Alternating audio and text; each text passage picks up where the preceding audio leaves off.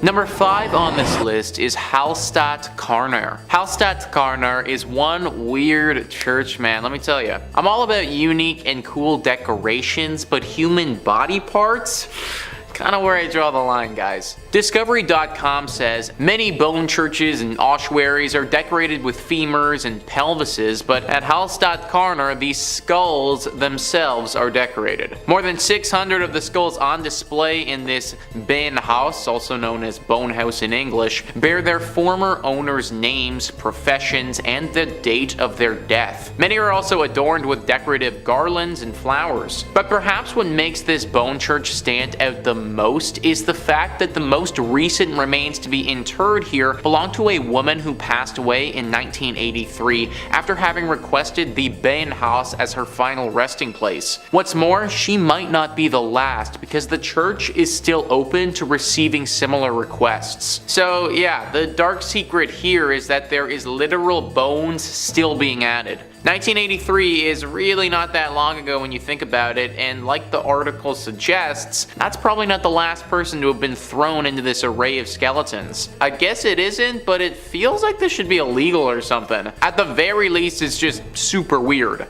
Like, why is a bunch of dead bodies and bones and stuff bringing anyone closer to God? Isn't the whole point of church to connect with your spiritual side? Not get grossed out by a bunch of dead people who you might have even known at one point. The church is located in Austria and has got to be one of the scariest churches in that country for sure. Unless you want your bones to be added to some religious display, I would stay away from this place. Number 4 on this list is the St. Louis Cathedral, a beautiful church like many on this list, which is riddled with spirits. List first says, like the city it serves, the St. Louis Cathedral in New Orleans is a font of strange myths and legends. Originally built by the city's French rulers, the modern cathedral wasn't completed until the 1850s. According to lore, the ghosts of the old structure came along for the ride. One of the cathedral's better known ghosts, Père Dagobert, was an 18th century priest. Dagobert was renowned for his kindness, especially his willingness to treat the poor and terminally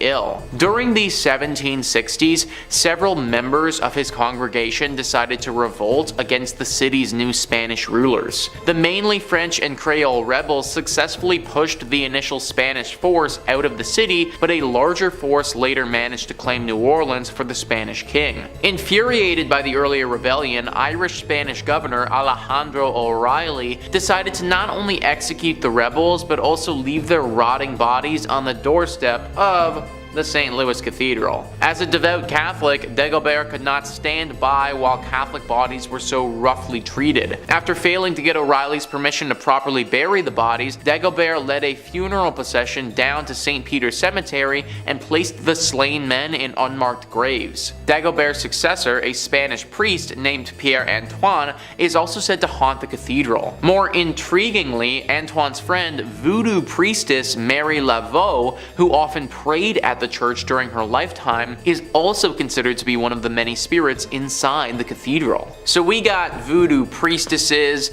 unmarked haunted graves, multiple spirits of bodies that were buried improperly. This church is just one big mess. Many people think that there are also a bunch of other secrets that this place has that we don't know about. Like this was a spot for a secret society hundreds of years ago who performed some very questionable rituals, and that's why this place is as haunted as it is. Whatever really happened here, we know it was dark and we know that it left its mark. Number 3 on this list is Egg Hill Church. This church was home to one of the worst tragedies a church has ever been host to. I've never been a real churchgoer myself, but from my understanding, love, life, spirituality, all of this is supposed to be in the air when you go, and the whole reason for doing so. Death and hate and violence, that's all supposed to be left at the door. Pennsylvania's Egg Hill Church didn't quite do that. Instead, they invited death into the church on one particular Halloween night. Many years ago, the whole community gathered into the church on Halloween.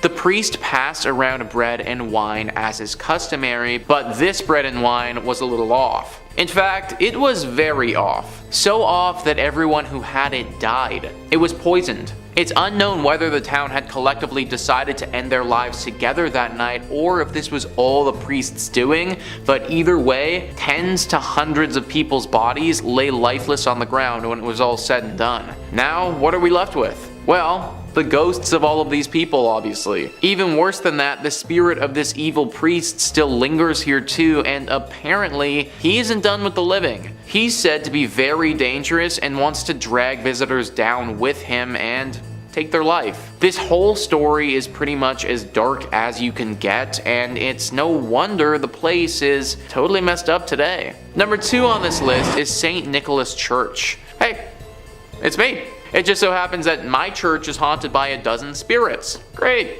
List first says St. Nicholas Church is practically haunted by default. That's because the village of Pluckley, its home, is reputably the most haunted locale in all of England. The Kent village is home to the Watercress woman, who occupies the Pinnock Bridge, and to the ghost of a schoolmaster who committed in front of his pupils. According to a conservative estimate, Pluckley contains no fewer than 12 active spirits. The church itself is said to be the home of both the beautiful ghost of Lady Daring and the Lady in Red, a ghost who searches the adjacent churchyard for her lost baby. The ghost of a former miller who worked in the area is also said to haunt the churchyard in search of a long-lost love. Also, the ghost of a monk at nearby Greystone's house is also said to be seen during the night. Finally, visitors to St. Nicholas have reported seeing lights in the church's windows when no one was inside. So we have another church with just a plethora of horrible things. Someone taking their own life, a missing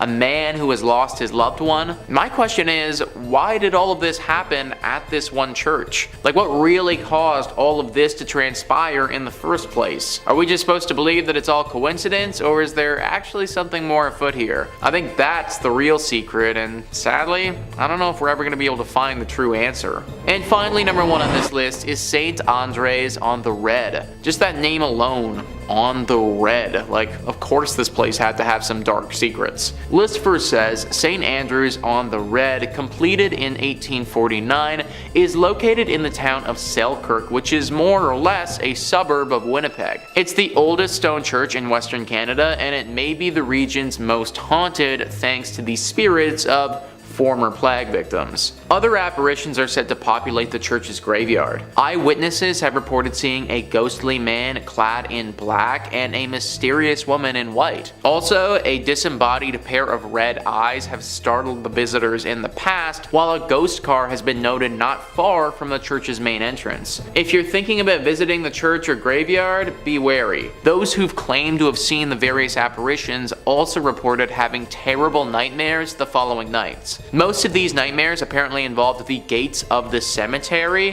which rattle even though no hands are seen shaking them. Some people can't shake these nightmares either. The occasional individual will have these persist for months or even years. I'm sure that the architecture and natural beauty is nice and all, but I'm not trying to risk nightmares for a year to see it. I do wonder what happened to those gates though. Is it some weird thing with the wind that's causing it, or is it what people suggest, some type of ghostly intervention? I tend to think some sort of spirit has to be involved, considering the thing with the nightmares happens as well, but you gotta wonder who. Sometimes I really do think that being a paranormal investigator would be awesome, because you could get to the bottom of these things, but then again, that's a pretty unforgiving profession. Number 5 on this list is Pelagius. Pelagius lived around 390 AD, and although very little is known about his personal life, we do know that the church was really not happy with his theological teachings. The Catholic gentleman says, Pelagianism radically corrupted the church's teachings on grace, sin and the fall. Its namesake, the British monk Pelagius, taught that the sin of Adam had no bearing on subsequent generations. Essentially, man was inherently good and unaffected by the fall. In practice, this meant that a man could come to God by his own free will with no grace needed. Many saints fought against this doctrine. Saint David of Wales stands out among them especially, but it was Saint Augustine of Hippo,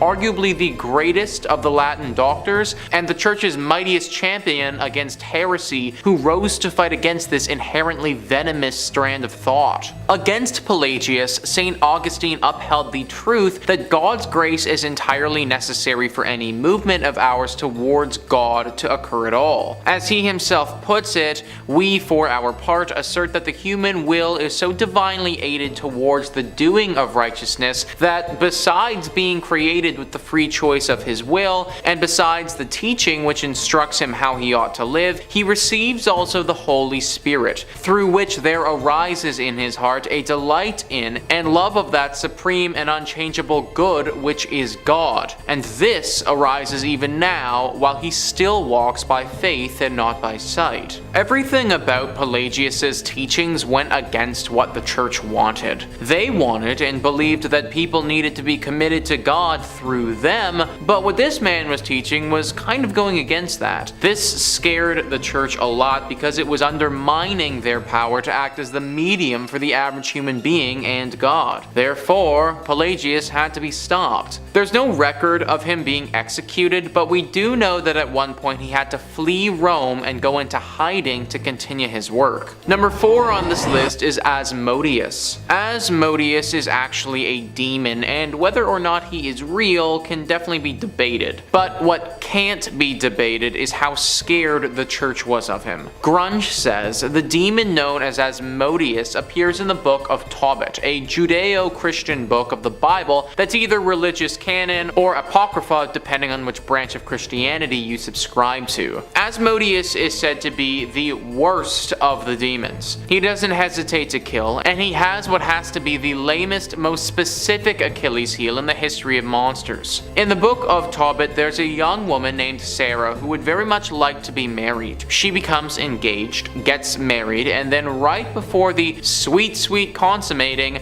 Asmodeus shows up and kills her husband. What might seem like a fluke quickly becomes a trend, as this happens to Sarah a total of 7 times. On lucky number 8, Sarah, who must have been an amazing conversationalist for this many guys to roll these dice, marries a guy named Tobias, who the Archangel Raphael gives the scoop on how to beat Asmodeus. The demon appears on the wedding night, and Tobias tosses a fish's heart and liver onto some coals, causing smoke that triggers Asmodeus's asthma or something like that. Asmodeus scampers off, and Raphael tracks him down, ties him up, and strangles him. So luckily for us, the text says that there's no more of Asmodeus, but that doesn't mean that his evil spirit doesn't still linger on. This is a demon that we're talking about here, and one of the worst ones ever at that. So I wouldn't be surprised if getting rid of this guy for good is a pretty hard thing to accomplish. Also, just a sidebar here, but poor Sarah, eh? This lady's just trying to get married and literally has to do it 8 separate times before one finally sticks. I think after marriage number 3, I'd personally just call it quits and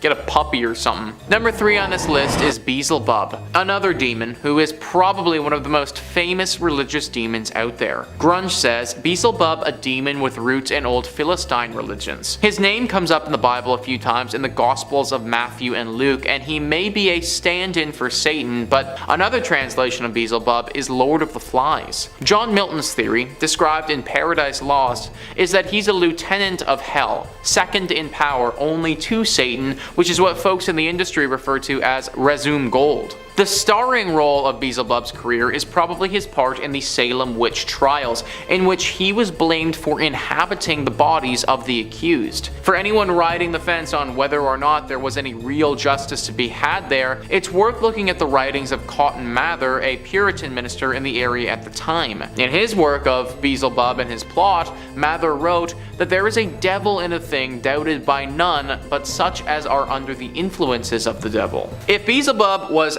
actually real, then he is responsible for the death of tons of people due to all of the witch stuff that went down. Not to mention just the trials, but what sort of stuff did he actually make these people do? It could be any number of things that we still don't even know about today. For obvious reasons, the church was not too fond of this demon. But it wasn't just the church. Your average everyday individual wasn't too fond of him at all either. Like, think about it. Back in the day, you would have to worry about having Beelzebub come and get you, and then you'd be put on the stake for being a witch if you did. Now obviously, these witch trials were not done even remotely how they should have been, and it's unclear whether or not Beelzebub did or didn't play a role in them. But still, it doesn't change the fact that you would have been worried about him if you were alive back then. Number 2 on this list is Arianism. Arianism wasn't a person necessarily, but a full-on train of thought by many different people that the church was extremely scared of. The Catholic gentleman says, aside from the various Gnostic sects that plagued the early church, it is in Arianism that is arguably the most famous of all Christian heresies. It struck at the very root and core of Christian teaching that Jesus was God himself in the flesh and relegated the person of Jesus Christ to that of a mere created thing.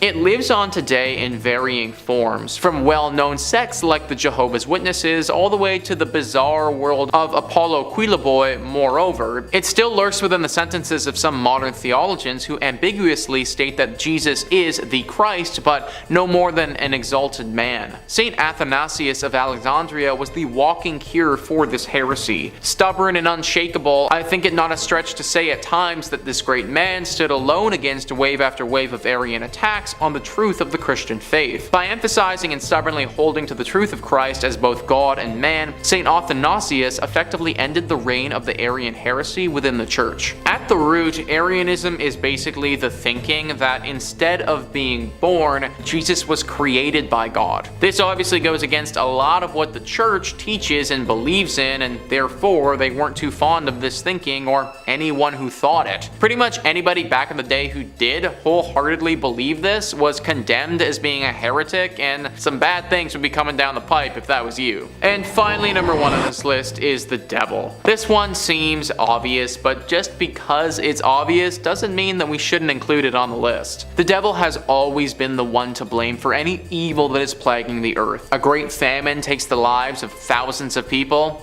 The devil did it. Someone loses their minds and kills a bunch of people. They must have been taken over by the devil. My coupon for 20% off on Hot Wings expired a week ago. Must have been the devil. Obviously, everyone was scared of the devil if he came for them. The church was scared of it, and the average person was scared of it. What is really interesting to me, though, is that the devil, even though he is horribly scary, is actually necessary to religion and the church. Without a devil, the only person to blame for anything bad happening would be God. The guy who's supposed to look out for us all the time would actually be the one doing all of the nasty things that happen to us, as well as all of the good things. Therefore, if we wish to believe that God is good and has our best intentions at heart, we sort of need to have a devil around to take the blame for all this stuff. It's just interesting to think that without the devil, one might be able to argue that we are the most scared of God. Not sure how I feel about that, but a cool thought experiment nonetheless. Number 5 on this list is the Templo Mayor ruins. So a church is typically defined as a place for Christian worship, but let's loosen up that definition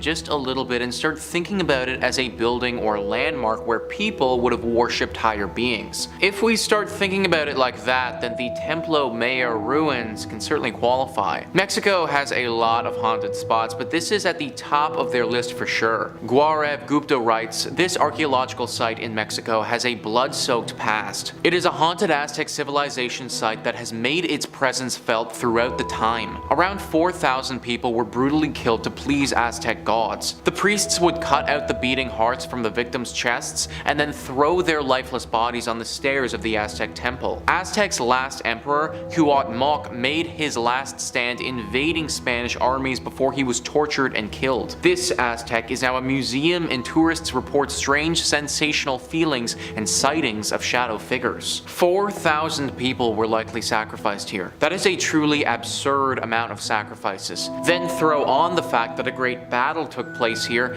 and you end up with so much death. Needless to say, these spirits of those that passed have never really left. Glowing orbs are always spotted at this place, especially in the evening. There have been reports of these glowing orbs touching the people and transporting them to the world of the dead. They go into a hypnotic state and can't move, sort of like what happens to people in the latest season of Stranger Things, if any of you have watched that. They have a very hard time explaining what has happened to them after the fact, but they know that it was the dead. This is accompanied by a giant beam of light that flashes into the sky. There is evil here, there just has to be. All of the death that has transpired over the years has left a horrible stain on this place, and evil has congregated here. No one knows what type of evil or what spirit is behind this, but just know that this is a scary place that you should probably avoid. Number 4 on this list is the Ness Church. Ness Church is a Norwegian church that is no longer operating. It's a collection of ruins now and a very popular spot for ghost hunters. The ghost hunters have discovered that electronic equipment, or your standard cell phone, isn't going to do so hot in this church. For whatever reason, the second that you bring anything like that in, it just completely shuts down. If one wants to have an electronic device here, then it needs to be specifically made to withstand strong spiritual energy. The most popular myth surrounding the ghostly presence that resides here is a priest named Jacob Christian Finnegan. This was a priest who presided over this church from 1800 to 1837. Apparently, he suffered a very grim fate here along with his children. It's thought that he and his children were killed by an evil gang who came through the church looting it. They killed the priest and then, ever so cruelly, bricked his children up and left them to die. This is only one variation of the tale though, because one legend actually says that the priest did this to his kids himself. Regardless of which one is historically accurate, they're both pretty bad. The screams of these children are frequently accompanied by the sighting of this priest. It's said that he will stalk those who come here and follow them around, giving them a horribly uneasy feeling. It's very likely that if you go by yourself, this ghostly priest will attack you and could do some serious damage. Maybe he wasn't evil when he was alive, but he certainly is now. Number 3 on this list is Greyfriars Kirk and Churchyard. As the name Greyfriars might hint, this church is located in Scotland. History Hit says, with the kirk tracing its origin to 1598 and the graveyard dating back even further to the 1560s, Greyfriars Kirk and Kirkyard in Edinburgh is said to be one of the most haunted religious sites in the world. Known for body snatching and violent ghosts, the famously fearsome site has even been referred to by Scottish poet Robert Louis Stevenson. The site's most famous ghost is the Mackenzie poltergeist. George Mackenzie, who was known during his lifetime as a ruthless persecutor of Scottish Covenanters, a Presbyterian movement in the 17th century. His spirit was reportedly released in 1999 when a homeless man looking for somewhere to sleep broke into his final resting place, the Black Mausoleum. Next to this mausoleum is the former Covenanters prison, which housed some 1,200 members of a failed anti-government revolution in 1679. Only 257 prisoners came out alive, with the remaining dead said to haunt the churchyard. The negative energy that surrounds this church is said to be so strong that it's attracted some pretty powerful beings. The devil is the one being that people associate with this place. Some believe that this church is actually a secret lair for the devil, that these other demonic spirits are working to keep us away from this place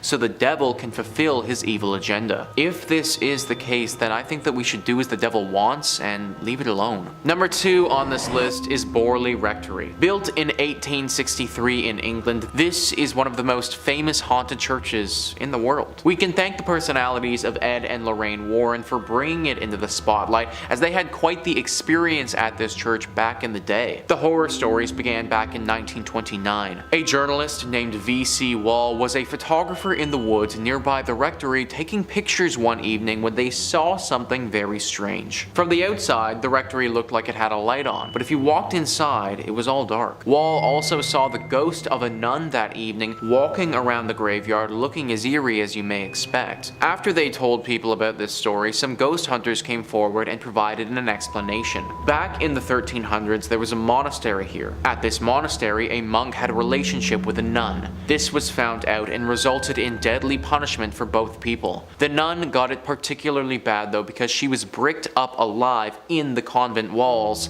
and left there to die. The 1929 story was the big one that kicked everything off, but after this happened, other stories started emerging. Stories about this land before the rectory was even built. Apparently this area of land was always haunted and dealing with ghostly presences. Strange rapping sounds, bells ringing, objects moving and flying around without anyone touching them are all very common sights at the Borley Rectory. The ghost of this nun is also a regular character here, making herself known to newcomers quite often. You may even see the ghost coach. A headless phantom coach driver is said to be around the area and will approach people every now and again and take them away. Why anyone would ever get into a coach driven by a headless ghost is beyond me, but apparently it happens. Everything about this rectory and land is evil, and it needs to be avoided. And finally, number 1 on this list is Nidaros Cathedral. This is not only Norway's most important cathedral, but also one of the most haunted as well. I mean, in all honesty, it literally looks like Dracula's castle if Dracula's castle was a cathedral. It was constructed in the 1300s, but the actual hauntings didn't begin until relatively recently in its lifetime. In 1924, Bishop Mary Gleditch saw something pretty scary and gruesome. The ghost of a monk who had a massive slash directly across his neck. Ever since that day, this monk is seen very regularly. Nobody knows why though. People and historians have looked through the history of this cathedral and can't seem to find any record of a big monk population ever staying here. However, it doesn't make sense that this random monk ghost would just show up out of nowhere, so you have to imagine that he was here at some point before. You also have to imagine that he got that cut on his neck here too. All of it is very dark and mysterious and makes you wonder what else happened here that wasn't documented. Number 5 on this list is Lord Combermere, or maybe better put as the ghost of Lord Combermere. The picture that we're going to look at today depicts the ghostly silhouette of the late Lord Combermere sitting in his chair. Insider writes, amateur photographer Corbet allegedly set up her camera and took this hour-long exposure while the funeral of her brother-in-law, Lord Combermere, was taking place 4 miles from the home. Interestingly, the apparition that appears to be sitting in the deceased Lord Combermere's chair is suggested to be Lord Combermere himself. I think the scariest part about this photograph is the timing. The fact that this was apparently captured literally right when the funeral for this man was being held. It's very possible that his spirit could have still been in and around the area and wasn't quite ready to leave the world of the living yet. Ghost Story UK says, it's thought by some that during that time a servant might have come into the room and sat briefly in the chair, creating the transparent image. This idea was refuted by members of the household, all testifying that they were all attending Lord Combermere's funeral. Sir William Barrett, who investigated the case and reported on it in the Journal of the Society for Physical Research, was not satisfied. Working on the theory that a manservant may have come in and seated himself in the chair, he took a test photograph and got a picture that was almost a duplicate of the Combermere photograph. The matter seemed ended, but as he told in his book On the Threshold of the Unseen in 1918, sometime later he received a letter from Lord Combermere's daughter-in-law about the photograph. She said that the face was always too indistinct to be quite convincing to me, though some of his children had no doubt at all of the identity. I may add, none of the manservants in the house closely resembled the figure and were all young men who were all attending the funeral. No one resembled him and everyone was out of the house when this photo was taken. For years the church and others have tried to explain this photograph, but they just simply can't. Maybe it was the ghost of Lord Combermere, or maybe it was a demon playing a trick on all of us. We may never know. Number 4 on this list is Freddie Jackson. In this photo, we're going to be looking at Sir Victor Goddard's Royal Air Force Squadron. This picture was taken in 1919 after World War I and showed a bunch of young strapping pilots. What's wild about this though is the unexpected visitor that we have in the back row. If we zoom into the top row and look at the man 4th from the left, we can see something over his right shoulder. an apparition of sorts that resembles a human face. After people started taking note of this and examined it, those who had worked with the squadron identified that face as Freddie Jackson. Freddie Jackson was a mechanic with this squadron for a while, but the crazy part is that he had died in a propeller accident several days earlier. Similarly to Lord Combermere, the day that this picture was taken was the day of his funeral. Maybe his ghost showed up because he was pissed all his friends were taking pictures and not paying their respects. But seriously though, how on earth do you explain a photo like that with tons of other people in it? It's impossible for it to have been staged, and it's clear that there's something there. Hopefully Freddie was able to find peace after his impromptu photo bomb. Number 3 on this list is the couple's demon. William Hope was a paranormal investigator who lived from 1863 to 1933. During that time, he was responsible for capturing a wide array of spiritual photographs which showcase ghosts and demons. Now, after evaluating some of his work, I think it's fair to assume that some of it is doctored. I'm not sure how one man would have been able to capture all the demonic pictures that he did without potentially faking a few. That being said though, I don't think that everything he's done has been doctored, and I imagine that there are some with serious legitimacy to them. One of his most famous is of an older couple with what clearly looks to be a demon standing behind them. When they took this photo, nobody was physically there, and they could only capture this devilish creature when they looked at the film after the fact. Some other entries on this list, I mean, you might be able to classify as a ghost, but this is 100% a demon. The eyes are black and unforgiving, and it looks as if you're getting sucked into a black hole of nothingness. You can't make out this creature's lower body at all, and she's just all black. She reminds me a lot of a few urban legends of female demons appearing around the world. Their stories differ, but there are some commonalities between them all. Usually a woman appears like this to a stranger,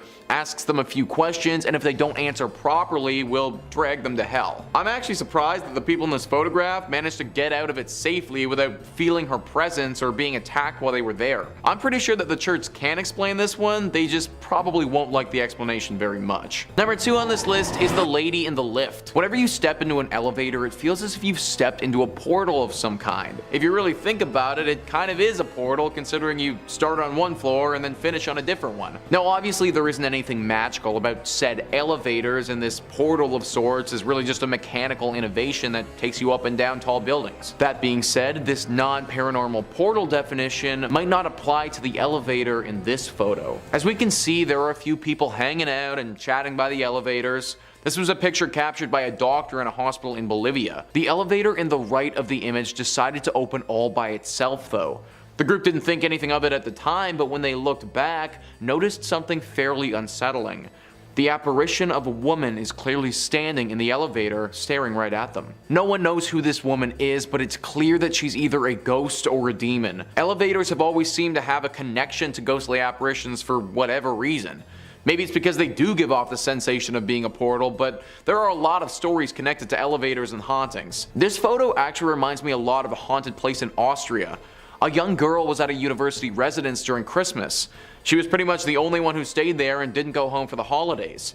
While she was there by herself, she accidentally stepped into the elevator shaft and fell to her death. Now she's set to haunt that elevator and torment those who step inside. Maybe this photo is of a similar story, but just at the hospital. It's impossible to say for sure, but either way guys, I'd be taking the stairs. And finally, number 1 on this list is the little boy. This photo is extremely scary and just flat out disturbing. BuzzFeed writes, the Reddit user who posted this image was deeply skeptical that there was anything paranormal going on, although they couldn't deny there is something chilling about the figure of a little boy staring out from the ruins of an old school. I grew up in a small rural town in between mountains. A couple years ago, they were tearing down an old elementary school. A guy my mom knew went in and took pics with his cell phone. When he uploaded them, this was one of the pics.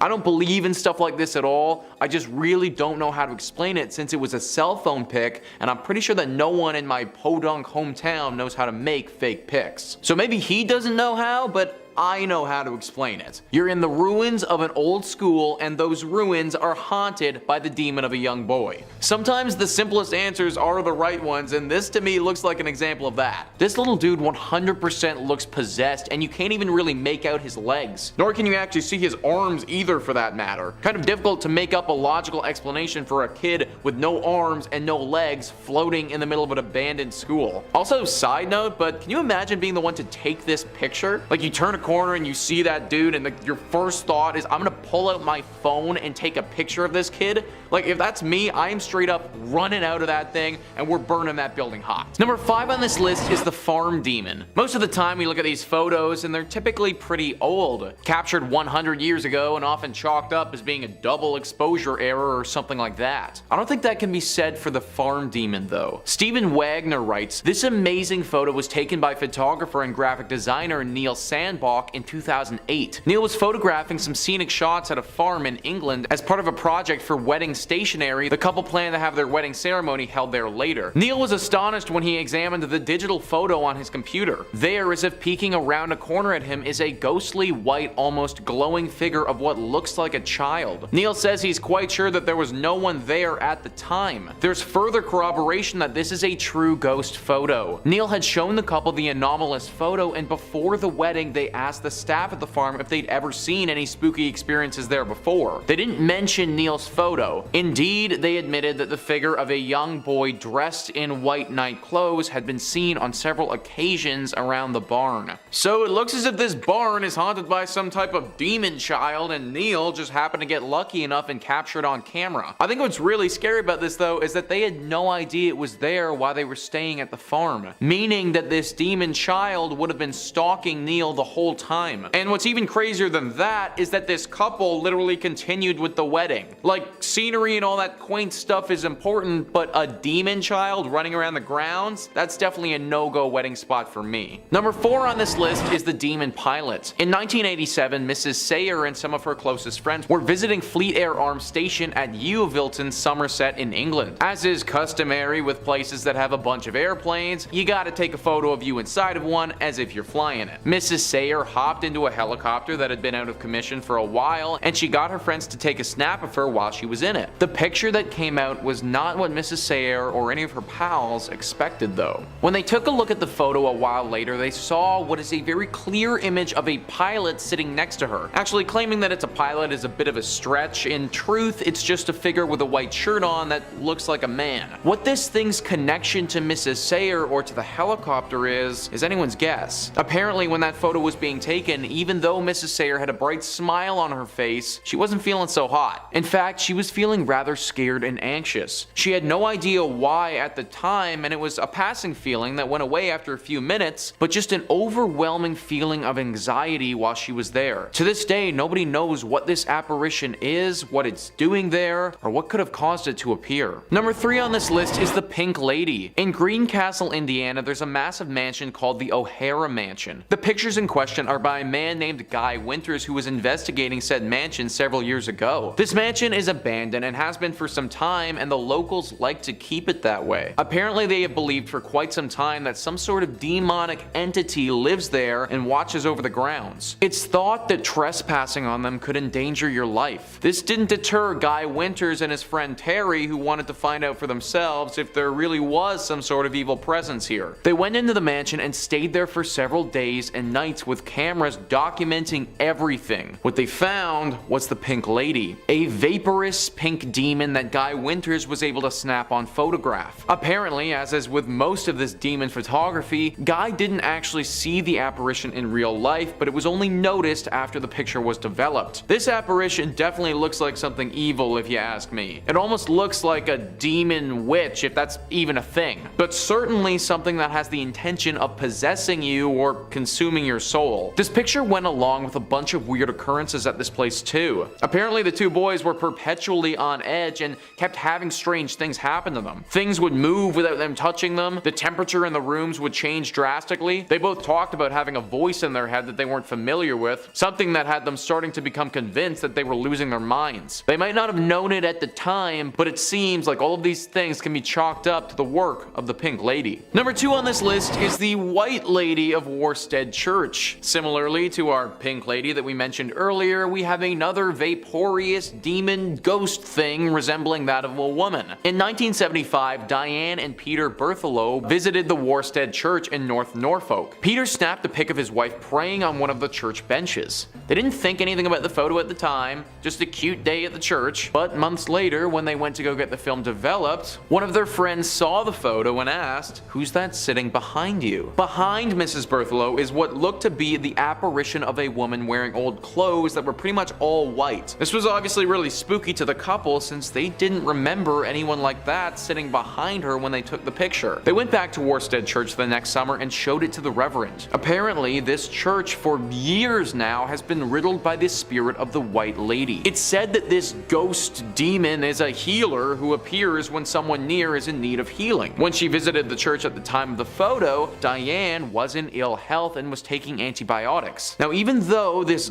ghost being is a healer, it can also curse you too. According to one story, on Christmas Eve in 1830, a man boasted a challenge to the White Lady. He said he would climb to the top of the church's belfry and kiss her if she would appear. So up he went. Hours went by and his friends got worried though. They went up to go search for him and they found him in the belfry, cowering in a corner, terrified. "I've seen her," he told them. "I've seen her." And then he died. The demon or ghost or whatever it is clearly capable of totally stunning you out of sheer fright. I personally can't imagine the feeling of literally dying out of fear, but that's what happened here, and it proves that this ghost, if that is what it is, has demonic qualities to it. Now, this church has been turned into a pub, believe it or not, but this presence still lingers. I'm all for getting a brew with the lads, but not at the expense of getting totally shell-shocked like that. Number 1 on this list is the Coventry Demon. Stephen Wagner writes, on January 22nd, 1985, the Coventry Freeman organization were having a dinner event at St. Mary's Guildhall in Coventry, UK. Everyone in the group had her or his head bowed in prayer when this photo was taken, including a towering mysterious figure standing top left. The strange cowled specter appears to be wearing clothes much like a monk frock from another time. Lord Mayor Walter Brandish, who was present at the dinner, said that there was no one at the event who was dressed like that, and he could not explain the presence of the interloper in the photo. St. Mary's Guildhall dates back to the 14th century and served as a prison for Mary, Queen of Scots. So as you guys can see, this creature doesn't look like anything human. I know that it resembles something like a monk, as Wagner was saying, but I also think that there's an argument that could be made that it resembles something from the underworld as well. The robes that it's wearing, coupled with the shape of its body, also coupled with the fact that no one actually saw this thing in person at all, kind of leads me to think that there must be something demonic about it. Also, the face doesn't look human at all. It's all black and those eyes don't look like human eyes. I have no idea why a demonic monk-looking creature would show up at this dinner event, but I also don't have any other explanation for why this thing popped up in the photo to begin with. Toss a comment down below if you have any theories on what this thing is or what it could be doing there in the first place. Number 5. Sloth. Our first entry on this list is something called a sloth, which manifests as a bird, predominantly something like a raven or a crow. We all know corvids are the scariest classification of bird there is. It's Celtic in nature, which means almost certainly I am pronouncing that name wrong. It's probably something more like shra. They can take many forms, but prefer to do their hunting while donning the form of a corvid. What do they hunt exactly? Your soul. Your decaying soul, to be precise. These spirits seek out the dying, the weak, and stalk them, waiting like little carrion eaters. Not to worry, they also seek out the living too, waiting for the perfect time to strike. It's said that they seek out those who are experiencing heartbreak or intense emotional pain, so keep yourself in good spirits, I guess, lest you be attacked by the demon crows. The best way to avoid them, I can't believe this is what it said, but I looked it up, is to keep your windows and doors shut. Because, you know, they are birds. Stay inside and never say their name. Well, I probably should have read that part first, I guess. Sorry. Lore says that these demons were considered so evil and heinous that they were actually banned from hell. Imagine that. I did not even know that was a possibility. I thought hell was kind of where you kept all the most cruel spirits, but I didn't know you could be too hardcore for it. Love the image of Satan looking up at these birds and being like, "Get out! Scat, you!" These creatures come from ancient Irish folklore, where they were first thought to be dark spirits, or just plain old evil entities. But as the years went by, slowly the narrative shifted that these birds were the souls of sinners and damned cast out of hell. In the early 1900s, these creatures were sometimes attributed to mysterious deaths around Europe, predominantly Ireland and Scotland. It was said that when petty criminals and ne'er-do-wells would turn up dead inexplicably, it was the handiwork of these birds. These birds, I got scared to say their name. I don't want to mess with it. I'm just gonna keep calling them these birds. These birds wait until your last tender moments on this earth, and when your soul is at its weakest, they swoop in and swallow your soul. What happens to a soul consumed by them? Well, I'm glad you asked. You become part of the flock, doomed to fly with them for the rest of time, feeding on other lost souls. But if spending eternity eternity flying with a bunch of haunted ravens doesn't sound like your deal, I don't blame you. Why not spend eternity with the top 5 scary gang and click through on the videos and watch forever and ever? Or maybe just an hour here and there. Toss a subscribe too while you're at it. Number 4. Jikininki. If you're familiar with the story of the Wendigo, and no doubt if you're watching Top 5 Scary, you're familiar with the story of the Wendigo because I can't go 3 minutes without shouting about the Wendigo, this spirit is very similar. It's sort of the Japanese Buddhist answer to it. The Jikininki are people who in life were terribly greedy, selfish, and now in death find themselves cursed to forever want more, to never be satisfied, and to also nefariously seek out human bodies to eat to satisfy their dark cravings. Yeah, I'm just gonna slip that one under the door. They stalk in the nighttime, scavenging for freshly deceased bodies and food offerings that have been left out for the dead. It's said that they loot the corpses that they eat too, which I'm gonna be honest, seems remarkably rude. I can understand eating the flesh of a dead body, you know, you're an evil spirit, we all gotta do what we do. But I draw the line at looting. It's a whole other thing entirely to root through their pockets for spare change. Folklore suggests that they use the loot they scavenge off of their victims to bribe city officials to leave them alone to their dark dealings. I knew politicians were corrupt, but I didn't know they took bribes from ghosts. Jinkies, that's a whole new level. It's said that the Jikininki look like decomposing cadavers, with inhuman features like glowing eyes and sharp claws. Interestingly though, some local variants of the tale suggest that they're able to disguise their true nature. They only take this demonic form during the night when they're hunting, and during the daytime, they're able to blend in like any other regular human, perhaps to help them scope out their victims. Should you ever cross a Jikininki, their eyes will be able to give it away, as you'll see the red glow behind their eyes. And when you do, you'll find yourself frozen in fear. Number 3, Popabawa. Now that name might sound deceiving, cause to be honest, it does sound just the littlest bit cute. But this thing is the farthest thing from adorable imaginable. This terrifying demon hails from the island of Zanzibar in East Africa. If you don't know Zanzibar, it's where Freddie Mercury came from. Look it up, you learned something today. Popabawa is Swahili for batwing, referring to the creature's most common form that it takes of a giant, vaguely humanoid bat creature. But the bat form is just one of its many appearances that it can take. A Popabawa can take on whatever it pleases, and is more of a shadow creature than anything else, preferring to dwell in the darkness in a sort of formless way. Now, a shadowy, shape-shifting bat creature would already be enough horrifying qualifiers to land this spirit in a top 5 list of scariest spirits around the globe, but it's this next little tidbit that really earns its spot on this list. The Popabawa specifically targets victims who don't believe in it. So, if you don't believe in Popabawas, you better start. You're in one. That's not really how that joke went. It's thought to be behind the cause of an outbreak of hysteria through Zanzibar in the late 90s, when there were several reports through village after village of men reporting that they had been attacked in the night by this demonic creature. It got so bad that eventually villagers would resort to sleeping outside their homes, out of a belief that the creature wouldn't attack someone outside their house. Maybe there's like, I don't know, demon etiquette laws, I don't know. It's said that the Popabawa is hunting you if you can smell an intense smell of sulfur around your home. Mostly it comes out at night. Mostly. The way it gets you is particularly unpleasant. Instead of just like eating you or slashing or doing something normal that a normal monster would do, the Popabawa crushes you during the night by sitting on you. Ha! People who claim they've been attacked say they wake up in the middle of the night with an intense pressure on their ribs and chest and have trouble breathing. It's been said that if you ever suspect you've caught the attention of the Popabawa, the best way to rid yourself of it is to spread knowledge and tell everyone everything you know, because after all, it goes after non-believers. Not that, that's why I'm telling you all this now. I've been sleeping really good. My chest is doing fine. Number 2, Venice. I'd never heard of this demon before doing my little research for this video, and let me tell you, it's a regret of mine that I didn't know about it earlier, because my life has been improved since knowing about this thing. Venice is a demon whose main goal and pleasure in life is to convert good, pious, righteous people into nasty sinners so they can get pulled down into hell. It's hard enough trying to live a life free of sin without demons also trying to trick me into damning my eternal soul. I already can't walk down the street without coveting 3 things in a window. Now I gotta deal with this? Luckily for me, Vetus probably wouldn't be terribly interested in me since swaying me with sin is remarkably easy. He goes after priests, members of the cloth, people of devout faith. It's like his job to take charge of the really tough cases to tempt towards sin. He's a master of deception, seduction, trickery, bribery, intimidation, and a whole lot of other nasty demon business that probably looks good on his Tinder profile. Where he gets kind of wild though is that apparently he only ever talked in rhyme, which was supposed to help him lull you into a sense of comfort that causes you to trust him and makes you more likely to sin. I don't know about rhyme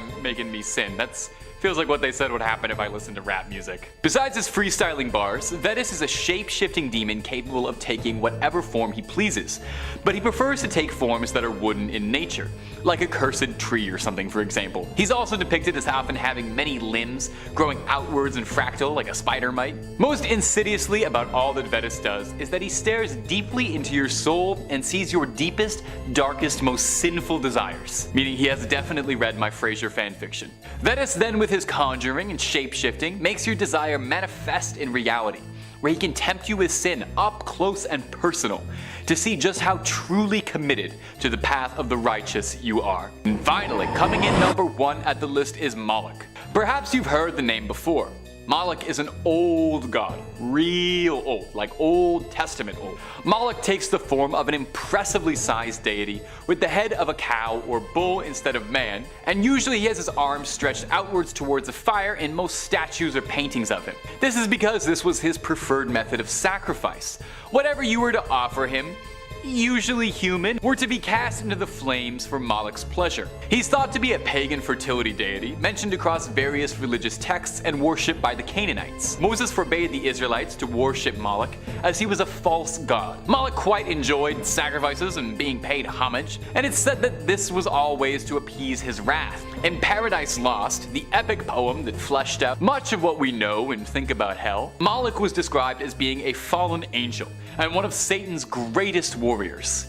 This depiction paints him as a bloodthirsty soldier of hell who is eager to spur a war against heaven's forces, and he is worshipped as a deity specifically to anger God above. Sounds like he makes lovely company. Number 5, Pazuzu. Our first terrifying demon up on this list has made quite the career for himself in pop culture. He's picked up some small gigs here and there. He's serving as a sort of mascot of sorts for the real fake band Gorillaz, multiple cameos on Futurama, and won some acclaim for his star-studded role in The Exorcist, possessing Reagan and making us all afraid of pea soup. Although his real historical background is far more interesting than any of his pop culture appearances. Pazuzu has been around for a long time, first being recorded as a Babylonian demon wind god, who was always playing both sides so he'd come out on top. He was a god of wind, and it was thought that the wind ravaging, storms, and locusts were all byproducts of Pazuzu's rage. But he was also thought to be a protector. He would protect the home, taking a particular liking to watching over pregnant women.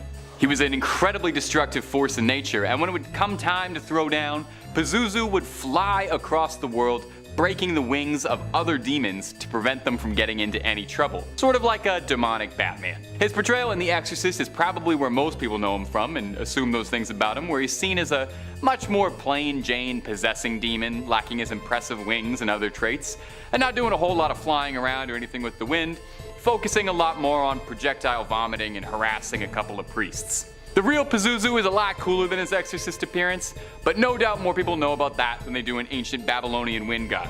I don't think I'd like to spend much time with either incarnation face to face, and those priests definitely didn't want to either. Now ghouls, goblins, lend me your ears, and subscribe if you wouldn't mind. Number 4. Belphegor. Now another demon who's had his moment in pop culture. Maybe you recognize Belphegor from Supernatural's first fledgling season, all the way back when the boys were wide-eyed and hadn't even died once yet. Or maybe if you're a Persona fan, you recognize Belphegor as the perpetually bored demon on the can. It's a video game with a talking cat. And you play as a guy who's got a healthy sleep schedule and can manage his social circle well. It's not a game focused on realism. But it turns out, doing a little research, there was a reason for this foul demon's appearance. One of the 7 princes of hell, the demonic icon of sloth's favorite offering isn't blood or a fresh goat, but a little mud pie, feces if you want to get scientific with it. Look, I'm not going to judge, and I'm not going to ask what he's doing with it. Old lore just says that if you wanted to summon Belphegor, you had to bring him a lot of feces. There's no metric volume ever listed, just a lot. If you do summon him, he'll trade you wondrous riches, expand your ability to discover new things, expand your consciousness, but at the cost of the temptation of your mortal soul, and you'll also probably never be able to wash your hands clean again. I'm sorry, I don't usually work so blue. It's the lazy man's comedy, although perchance that's fitting for the demon prince of sloth. Belphegor has been depicted in all manner of ways over the years, appearing sometimes as esoteric things like tree branches, or sometimes taking the form of beautiful women. But one wood carving in the 18th century of him sitting on an 18th century John sealed his fate pretty much forever, and then since then, he's almost always been depicted as a horned demon sitting on a throne of sorts. Belphegor, I want to make something clear here. I'm not making fun of you. I'm trying to make sense of all this. Number 3, the Legion. Now, this next demon is a tiny bit of a cheat because although it's supposed to be a top 5 list, I'm about to make it a top 500,000 list. This next demon is known as the Legion, for it is many. The Legion's first documented recording is from the Gospel of Mark, where Jesus Christ encountered a man possessed by a demon. When he spoke to the man in an effort to exorcise him, he asked for the name of the demon inside him, and the man responded, Legion, for there were many devils inside him. Upon being exorcised from the man, the Legion asked if it could instead be transferred to a herd of pigs, which he then obliged. Now the Legion is pretty atypical when it comes to demons. It's not the prince of anything, it's not the manifestation of any one sin, and it's not any one thing at all. The Legion is made of countless demons that all function together in unison like a hive mind. When one has a thought, the rest of the Legion obeys. When one member of the Legion speaks, the rest of them speak all at once. Now sometimes the armies of Satan are referred to as the legions of hell, but I guess the Legion is a separate thing altogether. It must make filling out forms very difficult. No one's really sure what sort of demons the Legion are, or what they look like even. It's just agreed that there's a lot of them all working together on their common goals. Like I said, no one really knows what they look like, but if you've ever seen a horde of, anything all in one place, you can't imagine that it would be anything pleasant. Now the Legion isn't as much of a pop culture starlet as some of the other demons I've mentioned on this list, but that doesn't mean that it's influenced things in pop culture. The phrase Legion for we are many appears in all sorts of different things, probably because it's just a very cool way to describe yourself. A recurring boss fight in the Castlevania video games called Legion appears as a writhing mass of bodies, no doubt inspired by the story. And the character in Mass Effect named Legion is an AI life form comprised of thousands of individual AI working in tandem, who directly references the story, introducing itself, saying, "We are Legion, for we are many." And while I'm on it, Legion was the entire best character in Mass Effect, but that's neither here nor there. Sleep easy, big guy.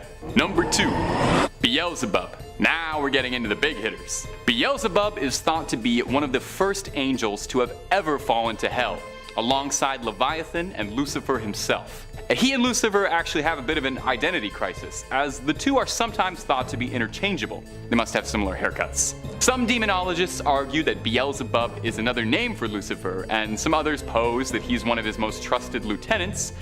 But whatever Beelzebub is, everyone can agree that he's pretty horrifying. His history is fairly interesting.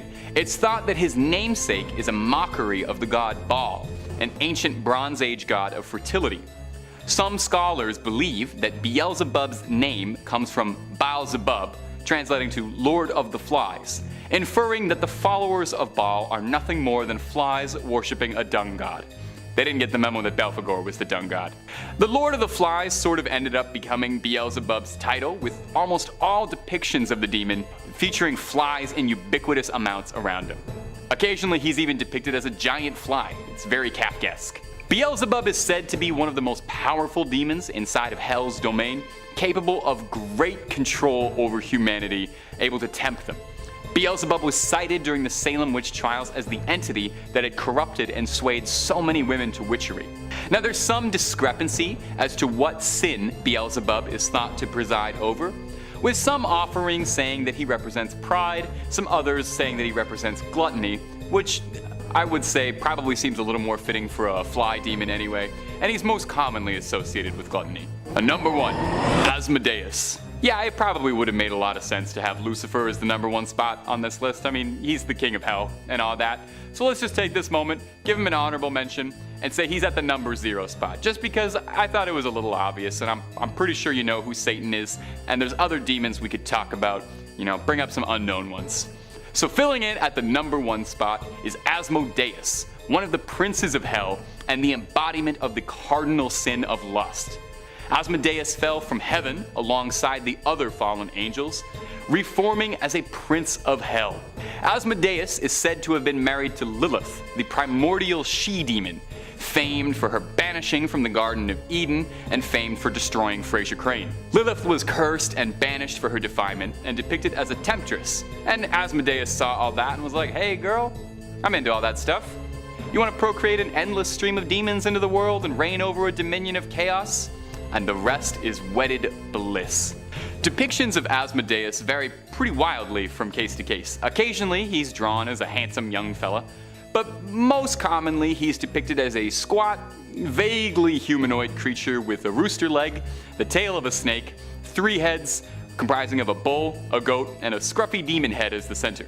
Asmodeus presides over lust with the help of his beloved Lilith, and the two tempt humans with madness and desire to ruin people with lechery. Somehow this wasn't enough for Asmodeus though, as some stories also describe Asmodeus as having command over the betting halls of hell and is responsible for tempting man's souls towards gambling. So what I am hearing from this is that Asmodeus probably parties harder than any demon out there. #5, Mammon. There's nothing wrong with wanting a little, right?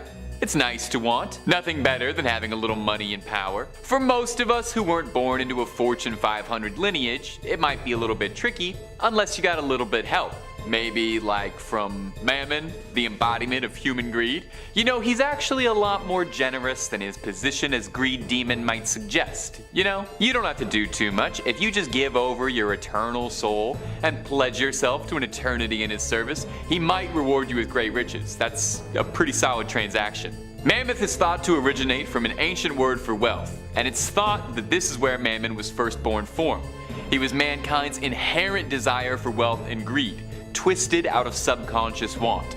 The Gospel of Luke and Matthew both directly quote this, saying, "You cannot serve both God and Mammon," meaning you can't have a pious life and also find yourself on a quest for massive wealth, and later taken literally to mean you can't serve one of the 7 princes of hell if you worship God. Mammon is greedy.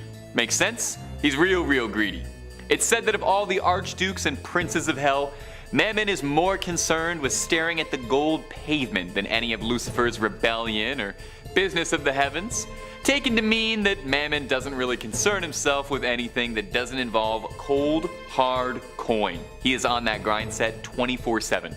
The demon of greed has taken many forms over the years, with his most consistent depiction being that of a fairly normal-looking humanoid, looming over his subjects in a giant golden throne, looking down on those who would call for his aid. He's also associated with a wolf, and is believed to be able to take the form of one for his dealings on Earth. It's said that part of the arcane ritual to evoke Mammon's spirit is to imagine your spirit as a golden wolf calling out to him. If you do invoke Mammon, just be sure you're being reasonable with what you ask for. You never know what happens if you get too greedy. Abesathibu. It's said that when the rebellion began, Lucifer fell from heaven and was cast out alongside the other fallen angels. Well, who were the lesser known fallen angels? Abesathibu is an obscure demon, but a threatening one nonetheless, and a very difficult name to pronounce. In the Testament of Solomon, the demon Abesathibu introduces himself as a threat to God's will, and anyone who serves God. Abesathibu rules over some dominions of hell, serving as one of Lucifer's trusted lieutenants. He was originally an angel, but unhappy, and when cast out with the rest of them, fell to earth, disfigured and vengeful. As he fell out of the kingdom of heaven, the other angels desperately grabbed at his wings to try and retrieve him. But instead of restraining him, the process ripped his wing from his back, leaving Abesathibu with a singular, dark, monstrous red wing. Although, I doubt he minds much, because to be honest, that sounds sick as all hell. It probably works really well for his demon aesthetic. Abesathibu presides over the pits of Tartarus, a unique dimension in hell originating from Greek mythology as a depth of the underworld. Abesathibu is a powerful sorcerer, boasting to King Solomon that he's far superior to the prophet Moses in every way. He brags of his sorcery and magic, being able to shift ideas and human perception in his favor, conjuring miracles, wonders, and form signs to humans, and is even able to bestow his gift to humans in exchange for favor. Abezathebu takes a particular personal pleasure in torturing God's servants out of his twisted malice for the heavens above. Thankfully, Abezathebu's cruelty was his undoing. When Moses parted the Red Sea, Abezathebu wanted to be there to see it in person, or in demon, I guess. When the Red Sea closed yet again, Abezathebu was trapped inside a pillar of air, but Beelzebub is confident he will return again. Number 3. Samael. Samael is one of the more interesting entries on this list, namely because depending on the text cited, he's either an archangel of heaven or a fallen angel serving in hell.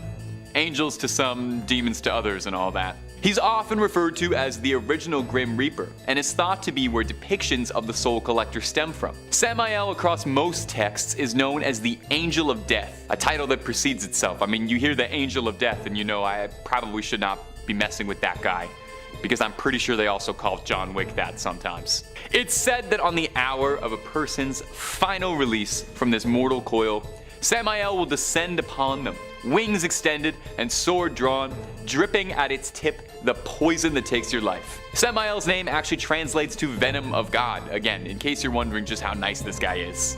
Samael is known as the Accuser, the Seducer, the Destroyer, and a Midnight Joker. Samael's role as the Seducer is an essential one to the Kingdom of Heaven. He's seen as good and evil in the same measure, but he is only serving God's will. Tempting mankind is Samael's lot in life. It's been said as well that Samael is the one who planted the tree of knowledge and was the serpent who tempted Adam and Eve to bite the fruit. When Abraham was tested by God to sacrifice Isaac, it was said that Samael was the one who whispered into their ears to disobey. It's said that his ultimate goal is to bring an end to death itself, including the very concept of it. Once he's finished his ultimate mission, he'll be annihilated himself, and with death undone, his mission complete. Number 2.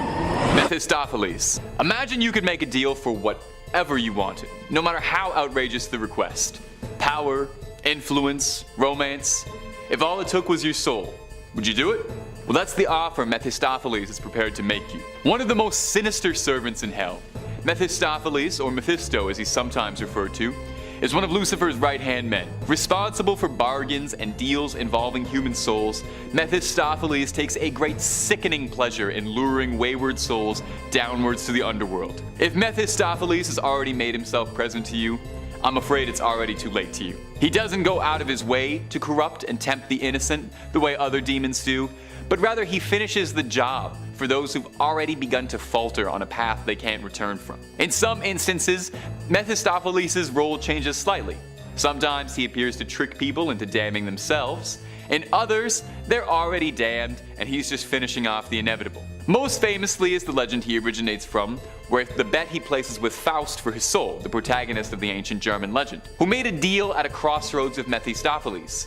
In exchange for ultimate power and the servitude of Mephistopheles while Faust lives, when he passes, Faust's soul will become the property of Mephistopheles and he will enslave him and damn him for eternity. Faust got what he was promised, and the terms Faust and Faustian now became synonymous with hard bargains out of this legend. Mephistopheles knows that he's essential to the cycle of the world. He knows that as much as we hate him, we need him. He tells Faust that he's part of the dark chaos that gives birth to the light. Sure, he's offering people in exchange for eternal damnation for mortal goods, but he is inspiring people in his own twisted little way. He's trying to get you to do better so you won't hear him knocking. Number 1. Leviathan. As far as demons go, who's a bigger threat than the Leviathan? I mean, how could there even be a bigger threat? Leviathan, it's in the name. Just let that sit in your mouth for a bit and think of something big. Leviathan is thought to be the embodiment of the sin of envy, and he is one of the princes of hell and the grand admiral of hell's armies. It's tasked with pushing man towards temptation and the sin of heresy. Leviathan manifests itself as a behemoth of a creature, an incomprehensibly large sea serpent that would make H.P. Lovecraft blush. It's said to have impenetrable armored scales all over its body, and has monstrous claws as well, capable of destroying anything it would ever have to battle against, should that ever arise. It's said that it can conjure up mighty bursts of flame from its chest like a dragon. Leviathan serves as the gatekeeper of hell, with the mighty demon's very jaws serving as the gates to the underworld themselves. Said as well that Leviathan's own flesh makes up the foundations for the walls of hell, and it feasts upon souls that attempt to escape the underworld. Foolishly, of course. As far as demonic power levels go, making up the literal corners of the underworld have got to count for something. How many demons can claim to be so hardcore they practically are hell? I can see why he's such a trusted lieutenant. Number 5 on this list is the Old Post Chapel. This chapel is located in the Arlington, Virginia cemetery and is definitely one of the most haunted churches in the world. The Arlington Public Library writes, the Old Post Chapel was commissioned by Major George Patton Jr. in 1933 when he toured the chapels on the grounds of the Walter Reed Hospital. Patton told Post Commander Colonel Kenyon Joyce that the new chapel should combine the functions of a principal chapel with those of a mortuary chapel in one building. Workers broke ground in February 1934 and the chapel was officially dedicated on April 21, 1935, where it was known for its attractive spire and intricate stained glass windows. The chapel serves as a place of worship for the community, a wedding chapel, and a place of final honors for those laid to rest at Arlington National Cemetery. Many fallen service members have lain in wait in the Old Post Chapel for their final trip, and it's allowed family members to grieve in private. So it's unsurprising that many active duty service members have reported hearing disembodied voices and footsteps in the chapel when they've been there alone. Locked doors have unlocked themselves and opened on their own. Canine units patrolling with service people will refuse to go into the building and bark at the door, especially at night. And visitors describe a young grief-stricken woman dressed in white who waits for her sweetheart. Rumors are that she threw herself from the bell tower, which remains locked to this day. So what really sticks out to me there, guys, about that excerpt is the canine units. Dogs not wanting to go into this place because they're scared. You ever notice how animals can get skittish when a big storm is coming or something like that? Well, they sense these things and they pick up on stuff that humans just don't. I personally imagine that they probably have a similar ability with spiritual presences or anything of that nature. Also, considering how many people have been laid to rest here, it's no wonder why this place would be as haunted as people are claiming it to be. If you're going, then definitely pray before entering, but don't be scared to just avoid it altogether either. Number 4 on this list is the Abbaye de Mortimer. This abbey was a whole thriving community at one point, but now it's a total ruin of its former self. For the purposes of this video, we're going to be zeroing in on the place of worship that they had at this spot and looking at how haunted that is. And let me tell you, it's pretty freaking haunted. In the 15th century, this place was booming and one of the brightest communities in France. It really looked like it was on the come up. But fast forward 200 years later and things had really fallen off. Greed had taken over and the men who were in charge were far more interested in their personal gain than the growth of this place. People started leaving and things started to wear and tear with time. Eventually there got to a point where there were only a handful of monks still there living under the leaky roof of this abbey. Well, in 1790 they met a very grim and sick fate. This was the time of the French Revolution and religion was very much out of favor. A group of revolutionists swept through the area and believing that the monks had some sort of treasure hidden here, they took them into the cellar and they killed them. The manner to which these men died was brutal. Because of this, it's believed that their spirit still clings to the ruins of this place. Future owners of this location had many run-ins with ghosts and even had to perform some exorcisms in their time being there. There have also been reports of werewolves and other demonic creatures here. The monks are by far the most spotted poltergeists though. The crazy thing is that apparently they aren't that evil. One would think that after their life was so ruthlessly stripped away from them that they would harbor some anger, but apparently they don't. If you do make it out here, then I recommend you pray not only as a form of safety, but also as a sign of respect for the souls of the monks who still live here. Number 3 on this list is the Acquia Episcopal Church.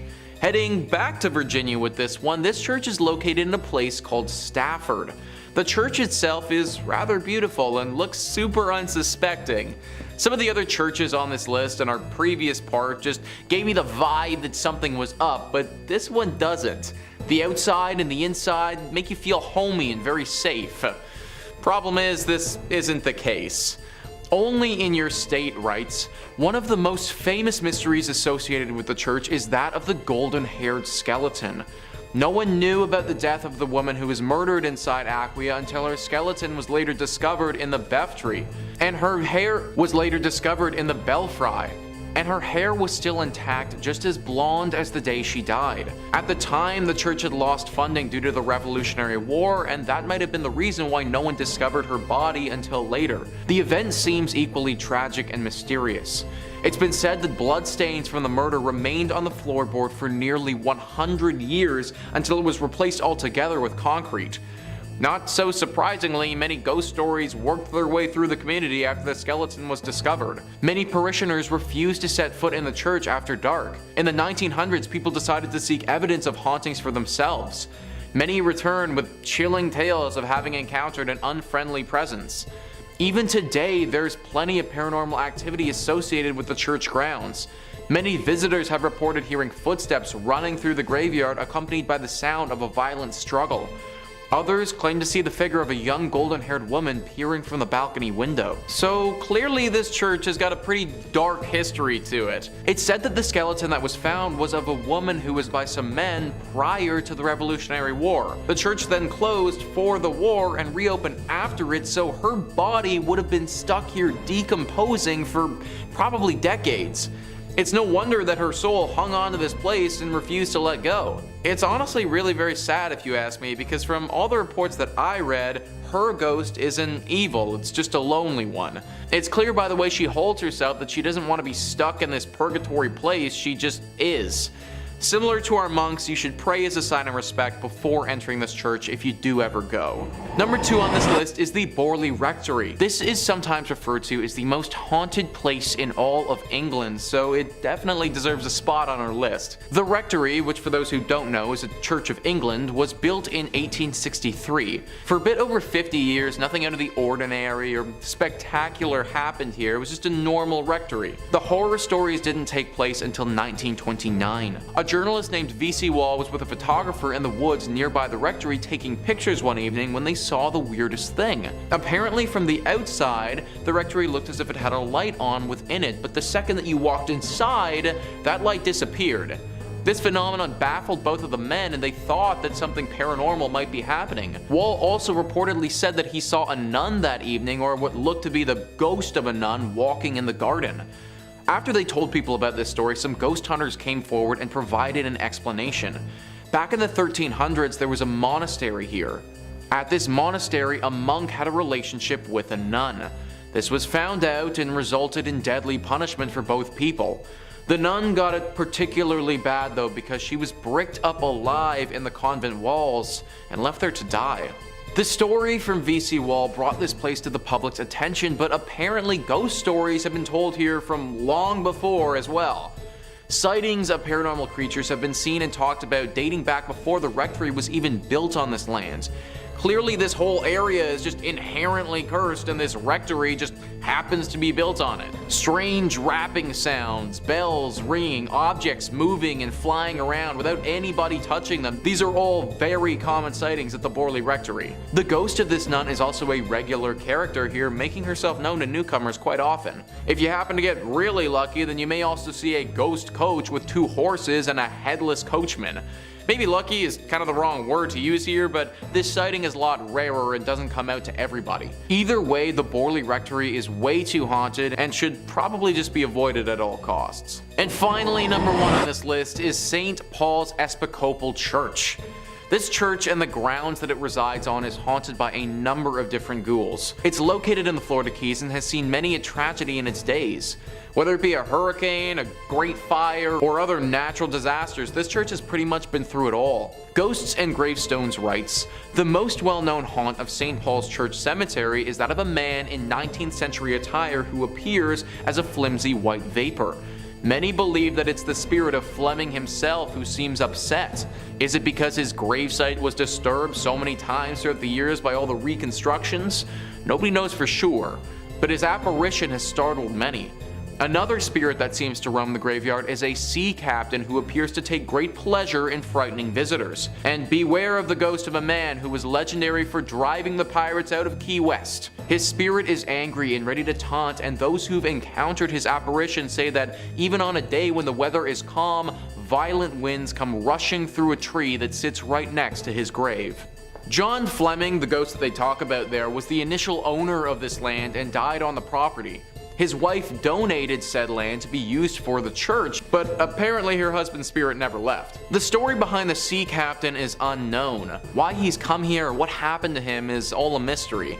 One thing is for sure though, he is a very dangerous ghost, and many visitors have reported being assaulted and terrified by him. This is definitely one of those churches that I would again avoid altogether, but if you do go, then make sure you say a prayer before entering. Coming in at number 5, we have the Vatican Secret Archives. The Vatican Secret Archives is considered to be the world's most secure building, but why is it so locked down? What secrets are being hidden behind the walls? The amount of history located there is immense. The Vatican Secret Archives is home to the largest collection of Catholic books, documents, and doctrine in the world. It boasts letters from well-known figures such as Abraham Lincoln and Mary, Queen of Scots. It contains 53 miles of shelving with 35,000 volumes in the selective catalogue alone. The archives also include state papers, correspondence, account books, and many other documents the church has acquired over the centuries. Naturally, many people have speculated that there must be secret documents amongst the 50+ miles of shelving in the Vatican's archives. Of course, no one is allowed to browse the archives, which makes it even more mysterious. Only select scholars, academics, and journalists are allowed to enter, and this is a rule that will never likely change. Many believe that the Pope and many people around him keep very classified and secret information in the archives that they don't want the world knowing. One theory is that the archives contains correspondence between St. Paul and Emperor Nero pertaining to Jesus' existence and his biological descendants, and some believe that the Vatican may be hiding proof that Jesus did in fact exist or didn't exist at all. Next is the confirmation and evidence of alien life forms such as extraterrestrial skulls. Some claim that in 1998 skulls with elongated heads and small faces resembling aliens were found underneath the Vatican. Ever since, the Vatican has kept all evidence of aliens a secret to not discredit Christianity. Another secret being held from the world is the Grand Grimoire, which is an alleged medieval book that is believed to possess immense powers. It was written in the 16th century by Honorius of Thebes, who claimed to be possessed by the devil himself. In the book, it has instructions on how to make magic talismans and amulets, how to make magic spells, and even how to summon demons, and even offers instructions on how to summon the devil himself and make a deal with him. If the Vatican is keeping world-shattering secrets in its archives, we may never know due to its high level of security, and it only being accessible to a slight few. So our questions of what is really in there may never be answered. In at number 4, we have the Church of Rome. Destruction of important Jewish historical documentation. In 1415, the Church of Rome took an extraordinary step to destroy all knowledge of the 2 2nd-century Jewish books that is said contained the true name of Jesus Christ. The Antipope Benedict XIII firstly signaled out for condemnation a secret Latin treatise called Mar Jesu, and then issued instructions to destroy all of the copies of the Book of Alaxy. No editions of these writings now publicly exist, but church archives recorded that they were once in popular circulation and known to early presbyters. Knowledge of these writings survived from quotations made by Bishop Hippolytus of Rome and Saint Epiphanius of Salamis, along with references in some early traditions of the Talmud of Palestine and Babylonia. The rabbinic fraternity once held the destroyed manuscripts with great reference, for they were comprehensive original records reporting of the life of Rabbi Jesus. Later, in a similar manner, Pope Alexander VI ordered all copies of Talmud destroyed. The Council of the Inquisition required as many Jewish writings as possible to burn with the Spanish Grand Inquisitor. Thomas de Torquemada, responsible for the elimination of 6,000 volumes at Salamanca. In 1550, Cardinal Carafa, the Inquisitor General, repealed all previous permission for priests to read the Talmud, which he said contained hostile stories about Jesus Christ, leading him to seize every copy he could find in Rome and burn them. Solomon Romano also burnt many thousands of Hebrew scrolls, and in 1559 every Hebrew book in the city of Prague was confiscated. The mass destruction of Jewish books included hundreds of copies of the Old Testament and caused irreversible loss of many original handwritten documents. The mass destruction of Jewish writings, the church overlooked 2 particular British documents that still exist to this day in the British Museum. Coming in at number 3, we have the Orphans of Duplessis. In the 1930s and 1940s in Quebec City, Haiti was marred by unprecedented acts of corruption and repression due to a conservative revolution better known as the Great Darkness, which was led by Premier Maurice Duplessis, and many of the acts were involving the Catholic Church. In 1940, the Duplessis government and along with the Catholic Church began to diagnose orphan children with mental problems, even though these children were perfectly healthy. Due to this, thousands of orphan children were sent to a psychiatric institution of the church so that the church could receive a government subsidy for the treatment of these children. Unfortunately, this was a reality for so many because mental health wasn't as widely known as today, and it was unknown how to treat those suffering back then. At this time, many orphanages were converted into asylums for children, and more than 20,000 were misdiagnosed and imprisoned in asylums so that the Catholic Church could earn more money. According to reports, many of these children weren't orphans at all, but children coming from single mothers who were forcibly taken into church custody, and they didn't admit children out of wedlock. The people forced to be involved in this were subjected to nightmares, including drug testing and other medical experiments like electric shock therapy. In the 1990s, almost 3,000 survivors of the Duplessis orphan scandal revealed the horrific events they had to go through, but the government made a sad excuse of a settlement with the victims, and the Catholic Church remained silent to stifle the scandal. In at number 2 we have Joan of Arc. Most people know the story of Joan of Arc. She is mostly considered a hero of France for her role during the war. She is now considered a saint, but the Catholic Church hated her. She claimed that she was receiving messages from God, instructions on what she should do to help her people. This angered many higher-ranking officials within the church. Joan saw her first vision around the age of 13 in 1425. The figure she identified as Saint Michael, surrounded by angels, appeared in her garden. After receiving the vision, she wept as she wanted to go with him. Throughout her life, she continued to be visited and given messages from the Lord. By 1428, Joan's visions told her she must leave her home and go to France. Since then, she gained followers and support in her fight to recover France from English domination. The Catholic Church denounced her visions and set out to take her down. In 1430, Joan was captured. She was put on trial for heresy, even though Joan was a devout Christian. They gave Joan as many charges as they could, hoping she would be found guilty of at least one of them. The military were relieved of her capture. They believed her to have supernatural powers. They feared her as it was not typical for women to wield such power and command. One of the most well-known charges against Joan was that she wore men's clothing, something apparently illegal back then. In reality, this came from the fact that she wore armor while in enemy territory, something not seen as being ladylike for the time. The trial was not conventional for the time. It was clear no matter what she did, they were determined to find her guilty. Although she was impressive during the trial, she was ultimately found guilty. She was found guilty of heresy and sentenced to death. She was to be burned at the stake. Joan is seen as a hero and a saint today. The Catholic Church tries to distance themselves from her mistreatment. And finally, in at number 1 we have the Vatican's quest for aliens. It might surprise you to know that the Catholic Church has a keen interest in aliens. They hold a conference each year to talk about astrobiology. If you haven't heard that term before, it's a term they created to make their meetings about aliens seem more legitimate. The Vatican has often defended itself in the public about their interest in extraterrestrial. As they often state, evolution is not something they believe in. You would assume they also didn't believe in aliens. The Vatican even has its own team of scientists looking into the existence of these beings and attempting to make contact. The chief astronomer stated, "There is no conflict between believing in God and in the possibility of extraterrestrial brothers, perhaps more evolved than humans." He went on to explain that you cannot put limits on God's creative freedom, so it makes sense after creating Earth he would go to create other beings. Some even believe that humans are lost sheep of the universe, and we need to find the more evolved of God's creations. All of this would not be such a surprise if they hadn't condemned science since the creation of the church. In the 17th century, they condemned the astronomer Galileo for insisting that the Earth revolved around the sun. It seems they had progressed in some of their beliefs since then. Some believe that they spent a lot of money on their exploration into space and have even discovered a few things that they are keeping to themselves. Some historians believe that within the Vatican secret archive there is evidence of contact with extraterrestrials. It is not known why they would keep this information from the world. Do they want to use it to further their beliefs, or maybe they don't consider everyone to be worthy? We do know there are stories of communication with other beings, but the information is mostly kept with the church. In 1917, 3 children saw the Virgin Mary, who gave them a telepathic message. The message was that we are not alone on the planet. They warned that humanity needs to prepare for their return. The Catholic Church censored these messages. The only person who knew the full content of the message was the Pope, who refused to release the details of all 3. This is just one instance of messages received on Earth that have been held by the Vatican for years. It is believed they have no intention to release this information. The archive is heavily guarded. Who knows what could be hidden within their findings? Number 5 on this list is the Lady of Guadalupe Church.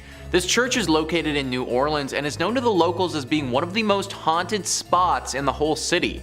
This location hasn't always acted as a place of worship, but for a long time was a chapel that you really didn't want to end up at. That's because for the longest time it was actually called the Old Mortuary Church. As I'm sure that you can probably guess, the crowd that entered this place wasn't the liveliest. In fact, using the word live to describe them is just flat out incorrect. New Orleans was hit hard many a time with epidemics, with yellow fever being especially bad. There were times during the city's history where the dead were too many to handle and they had to go somewhere. Enter in the Old Mortuary Church. Thousands upon thousands of bodies have went through these doors over the years. In fact, for the longest time, the only people this place saw were the pastors who were here and the countless dead. Everyday citizens were too scared to come here for fear of catching the disease and wouldn't even risk going to see their departed loved ones. Obviously, all this death has left its ghostly mark. Eventually, it was turned into a full-fledged church that people attend, but not before the spiritual damage had been done. Nowadays, the spirits of some of those who died during this harsh period in New Orleans history still haunt the area. Glowing orbs have been seen by those who frequent the church, floating around at nighttime. Subtle and faint moans can be heard echoing throughout the walls, as if the moans themselves were wind blowing through the church. The ghost of a man has said to approach people from time to time claiming he needs help and that he was never sick to begin with. This is definitely one of those churches who's seen its fair share of tragedy over the years, and it shows. However, believe it or not, it may not be the most haunted church in New Orleans, but more on that later. Number 4 on this list is St. Helena's Chapel of Ease. This chapel is located in South Carolina and is a ruin of its former self. A website all about Beaufort, South Carolina writes, "The chapel was destroyed in a horrendous forest fire that happened after the Civil War. Today, the ruins of the chapel and a graveyard remain. The vault still remains out of order to this very day. The planters left St. Helena with the arrival of Union forces in 1861, and the church never regained its stature. Some stories relate that Union soldiers used it for services during the war, as well as Northerners who came to the area after the war to educate and train the former slave population. The door of the Fripp's vault was ruined by the soldiers, and at some point it was decided to brick up the entrance. According to the story, workmen did a very good job of sealing the vault, only to return the following day to find the bricks removed and neatly stacked beside the mausoleum. This had occurred many times. Convinced that the supernatural was at work, the job remained unfinished. Local authorities had assured that no one had been in the area the previous night long enough to complete such a task. Today, the vault remains empty. The door is half sealed by bricks. One might find the experience of looking into the vacant vault more than a bit unsettling, if not downright eerie. Ever since that moment, regular ghostly sightings have been reported here. A woman dressed in 18th century clothing carrying a child through the graveyard is one of the most frequent apparitions that takes form. People have also talked about hearing people singing here even though they'll be completely by themselves. Usually these songs sound like church songs and are quite beautiful actually. Also, just a general feeling of uneasiness has been reported at this spot very often. This place clearly has a very strong spiritual presence, and I'd highly recommend giving a prayer before entering it. Number 3 on this list is Nidaros Cathedral. Located in Norway, this is referred to by locals as the most important Norwegian cathedral and also the most haunted. Taking a look at this thing on the outside, it's certainly very beautiful, but also gives me some serious haunted vibes. And those vibes are well founded.